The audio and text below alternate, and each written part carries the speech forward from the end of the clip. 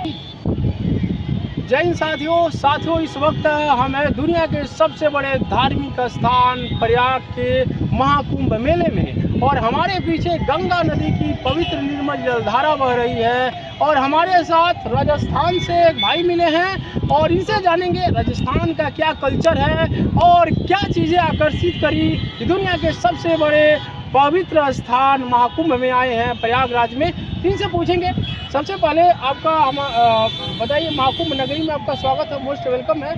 आप कई बार आए हैं कि पहली बार आए हैं? नहीं, हम फर्स्ट बार आए हैं। सुना था कि 144 साल से ये महाकुंभ लगा है। हाँ। तो हमने सोचा कि इस साल हम जाकर महाकुंभ का जो पुण्य है वो प्राप्त कर लें। अच्छा। क्योंकि काफ़ी लोगों से सुना था कि ये 144 साल से आता है महाकुंभ और कुंभ जो है 12 साल से लगता है। तो हमने सोचा क्या पता अगले साल महाकुंभ जब भी आए हम रहे नहीं रहे, कैसे रहेंगे, क्योंकि इतनी साल तो जीवित रह नहीं सकते।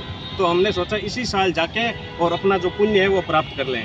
बिल्कुल, महाकुंभ जो लग रहा है 144 साल बाद लग रहा है और अर्धकुंभ हर 6 वर्ष में लगता है और कुंभ 12 वर्ष में लगता है और महाकुंभ 144 साल बाद। नक्षत्रों का संयोग है, 144 साल बाद हम लोग तो नहीं रहेंगे लेकिन इस महाकुंभ का साक्षी बने भाई। हम भी यहाँ पर है तो हम भी बने हैं और कहा जाता है सनातन अनादिकाल से चलता आ रहा है यहाँ पर कुंभ का स्नान और इस कुंभ का हम भी साक्षी हैं, ये भाई भी साक्षी है।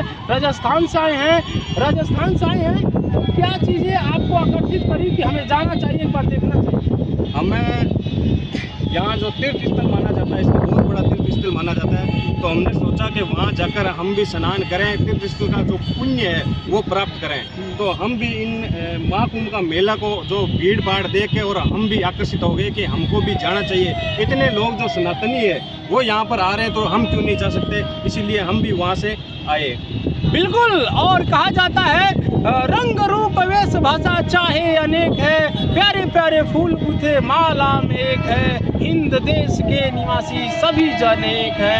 ये गंगा यमुना ब्रह्मपुत्र कृष्णा कावेरी जाके मिल गई वे सागर में हुई सब एक है। प्यारे प्यारे फूल गुथे माला में एक हैं, कोयल की कूक न्यारी पपीहे की टेर प्यारी, राग मगर एक है, हिंद देश के निवासी सभी जन एक है। कहा जाता है भारत अनेकता में एकता का सबसे बड़ा देश है और सबसे बड़ा देश का ये प्रमाण है। भाई साहब राजस्थान से हैं, ये मरवाड़ी जानते हैं? बिल्कुल मरवाड़ी जानते हैं, बहुत ज़बरदस्त जानते हैं। इनसे कुछ पूछेंगे और हम लोग भोजपुरी, हिंदी और इंग्लिश बिलोंग करता है जानते हैं, लेकिन भाई साहब मरवाड़ी जानते हैं, हिंदी जानते हैं। तो सबसे पहले बताइए, मरवाड़ी में जो रोटी होती है उसको क्या कहा जाता है? ऐसे तो लगभग जगह रोटी बोलते हैं, लेकिन हमारे जो बाजरे की रोटी बनती है ना उसको सोगरा बोलते हैं। सोगरा? हाँ, बाजरे का सोगरा बोलते हैं। और भी कई जगह पर राजस्थान में जो मक्के की रोटी होती है वहाँ वो अलग तरीके से बोलते हैं और लगभग जगहों पर रोटी बोलते हैं, क्योंकि जो हिंदी का जो वर्ड है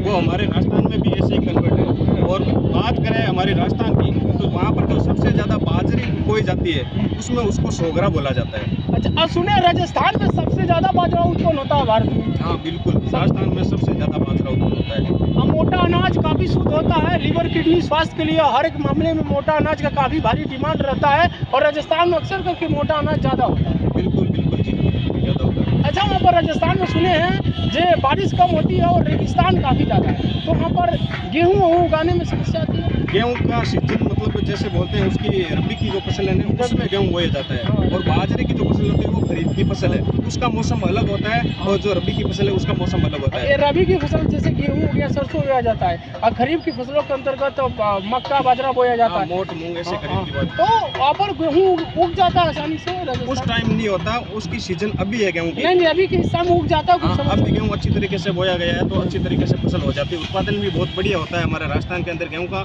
और सबसे ज़्यादा अगर देखा जाए तो पंजाब में, गुजरात में, ऐसे वहाँ पर भी गेहूँ का उत्पादन बहुत बढ़िया रहता है। अच्छा, तो राजस्थान में हम लोग बचपन में पढ़े थे, जब हम लोग पढ़ते थे छोटे थे तो बताया जाता है, बताइए रेगिस्तान की जहाज क्या नाम है? तो हम आपके माँ सुनना चाहते हैं आपका रेगिस्तान का जहाज ऊँट को बोला जाता है। वहाँ पर जो हमारे रेगिस्तान के अंदर जो ऊँट होता है उनके पैर ऐसे होते हैं कि रेगिस्तान के जो बालू मिट्टी होते हैं उसमें पैर उनका धंसता नहीं है, तो वो एकदम सक्षम है उस बालू मिट्टी के अंदर चलना, तो इसीलिए उसको रेगिस्तान का जहाज कहा जाता है। उसके तलवे गद्दार है। हाँ, इस कारण वो आगे की तरफ स्लिप करते हैं, पीछे नहीं जाते हैं। और ऊँट के बारे में सुने आप लोग? ऊँट हमेशा देखते हैं? हम लगभग हमारे एरिया में ऊँट ही रहते हैं, बाकी जैसलमेर की साइड में अगर दूसरी जगह पर रहते तो कहा जाता है ऊँट जो होता है पानी स्टोर करने लगता है, बिल्कुल 7 से 8 दिनों के अंदर अपने पेट के अंदर जो पानी है वो स्टोर करके रख सकते हैं और वो अपनी प्यास को 7-8 दिनों के लिए रोक सकता है। उसी में से आवश्यकता के लिए उसको भी उनको देता रहता है। मिलता रहता है। अच्छा, राजस्थान का सबसे बढ़िया स्थल कौन है जो घूमने के लिए लोग जाना चाहते हैं? सबसे बढ़िया राजस्थान में लगभग जगह आप जाओ तो बहुत जगह है घूमने के लिए, देखने के लिए। बाहर के टूरिस्ट लोग हैं वो भी घूमने के लिए आते हैं राजस्थान में, जैसे जैसलमेर है, जयपुर है, कई जगह ऐसी है जहाँ पर घूमने के लायक जगह है जहाँ पर बाहर के टूरिस्ट लोग भी आते रहते हैं। महाराणा प्रताप का कोई ऐसा किला, कोई ऐसी चीज? महाराणा प्रताप के बारे में अच्छा अच्छा। तो अच्छा, आप लोग बॉर्डर के काफी नजदीक से उधर? हाँ, लगभग बॉर्डर के नज़दीक से ही हम बिलोंग करते हैं। हाँ। तो ऐसा कभी मान लीजिए बॉर्डर के आप लोग नजदीक है तो कोई डर और नहीं लगता? डर और कुछ नहीं रहता क्योंकि हमारी जो भारत की सेना है वो वहाँ पर तैनात रहती है, तो डर किस बात का। बिल्कुल, सेना की बात करें है, हम लोग यहाँ सेफ फील कर पा रहे हैं। कोई वीर जवान होगा इस वक्त बॉर्डर पर तैनात होगा, उसकी पॉकेट की थैलियों में बम के गोले और हाथ में होल्ड किए हुई राइफल होंगे, मानो अपने प्राण को हथेलियों में लेकर के 7/24 hour ready to fire mode में सरहद की रखवाली करता होगा और अपने देश के मान सम्मान और गौरव को आकाश की बुलंदियों तक ले जाने की कोशिश करता है। उस जवान के हम लोग काफ़ी करीब है, आवश्यकता पड़ी तो मदद भी करेंगे आप। हाँ बिल्कुल, वो कोई भी अगर चला जाए तो जो हमारे देश के सेना है वो मदद कर देते हैं, किसी भी तरीके में अगर वो मुसीबत में है तो वो हेल्प कर देते हैं। बिल्कुल। तो आपको कैसा लगा? TV24 हिंदी ने कहा जाता है कल्चर वैल्यू जो होता है राजस्थान का जानने की कोशिश की है, और भी आप कुछ पूछना चाहते हो तो पूछिए। मतलब हम आपसे ये पूछना चाहते हैं कि यहाँ का जो कुंभ मेला लगा है वो आप कब से देख रहे हैं? आप मतलब यहाँ कब आए थे श्रेष्ठ वार, या आपको इसके बारे में क्या क्या नॉलेज है? देखिए, महाकुंभ मेला तो हम लगभग में कई बार आए, गिन नहीं पाएंगे कितनी बार यहाँ पर आए। इस बार भी आए हैं, कल ही हमारे विजिट हुआ है, हम रहेंगे यहाँ पर जब तक लगभग में कुंभ रहेगा। कोई ऐसा आवश्यकता नहीं पड़ा, तो जब तक कुंभ रहेगा तब तक हमारी उपस्थिति TV24 की उपस्थिति रहेगी। और कुंभ मेला की बात करेंगे तो ये हमारे आदि अनादि काल से चलता आ रहा है। संगम तट पर हर्षवर्धन ने काल में भी यहाँ पर गंगा का एक पाइल सैलाब लगता था, स्नान लगता है, वही परंपरा ऋषि मुनि परंपराओं वाला आज भी चल रहा है और आशा करते हैं युवा पीढ़ी से आगे ले जाएगी, क्योंकि ये भारत की जो पहचान है ये सनातन संस्कृति की है और यहाँ पर कुंभ का एक बहुत बड़ा स्थान है। हाँ, और क्या मतलब यहाँ पर जो हम लोग आए हैं फेस्टिवल, तो हमें ये कंफर्म नहीं है कि कुंभ मेले के अंदर क्या होता है क्या नहीं होता है, तो वो हम आपसे पूछना चाहते हैं कि हम यहाँ पर मतलब कहाँ कहाँ घूम सकते हैं, मतलब यहाँ आके क्या प्राप्त कर सकते हैं, मतलब हर इंसान को यहाँ पर किस तरह क्या मिलता है वो आप बताइए। तो बिल्कुल, आपका यहाँ पर एक साइन बोर्ड लगा है, पूरा मैपिंग लगा है, वो मैप अभी आप लोगों को दे देंगे, देख लीजिए कहाँ कहाँ कौन से एरिया मिलता है। सेक्टर वाइज मेला को बांटा गया है।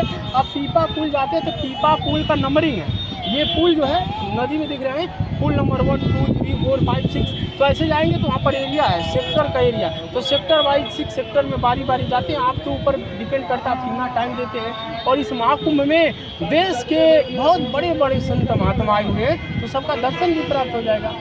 और हमने साधु संतों के लगभग दर्शन कर लिए हैं और भी हम महाकुंभ में घूम रहे हैं, धीरे धीरे यहाँ की जानकारी ले रहे हैं कि किस तरह ये मेला लगता है, क्या क्या यहाँ से प्राप्त होता है, और सारी जानकारी धीरे धीरे हम भी 4-5 दिन यही रुकेंगे और जानकारी लेंगे कि महाकुंभ से क्या प्राप्त होता है, क्यों लोग इतने देश के कोने कोने से यहाँ आते हैं, तो सारी जानकारी हमें भी प्राप्त हो जाएगी। बिल्कुल। और अब महाकुंभ की सबसे यूनिक चीज़ें आप क्या देखें? यूनिक चीज़ें यही है, यहाँ पर जो भीड़ इकट्ठी हुई है वो मतलब अपने पुण्य प्राप्त के लिए है। ये काफ़ी पुरानी समय से मतलब चलती आ रही है, तो हमें भी मतलब उनके जैसे बनना चाहिए, सनातनी की तरह मतलब हर चीज़ है वो माननी चाहिए। बिल्कुल बिल्कुल। तो आप देख रहे हैं TV24 हिंदी, और कुछ जानना चाहते हैं तो बस इतना ही। तो आप देख रहे हैं TV24 हिंदी, और ये भाई साहब राजस्थान से बिलोंग करते हैं, इनके मिलकर काफ़ी अच्छा लगा। आपका कोई चैनल कोई चलाते हैं? हमारे बहुत सारे चैनल हैं, लेकिन हम किसी पे अपलोड कर देंगे। अच्छा अच्छा। तो देख सकते हैं भाई साहब है, काफ़ी अच्छा लगा। राजस्थान है, कहा जाता है दुनिया के सबसे बड़ा युवाओं का देश हिंदुस्तान में है, और जब कोई मुसीबत आता है भारत की युवा कंधे से कंधे कदम से कदम मिलेगा तो इस देश के भ्रष्टाचारियों और पापियों को स्कैन करने का काम करेगा।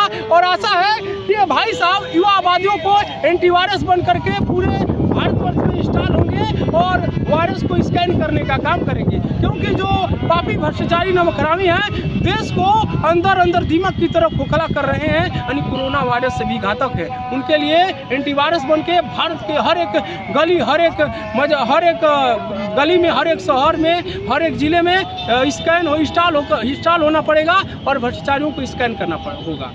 इसी के साथ जय हिंद, जय भारत। जय श्री राम।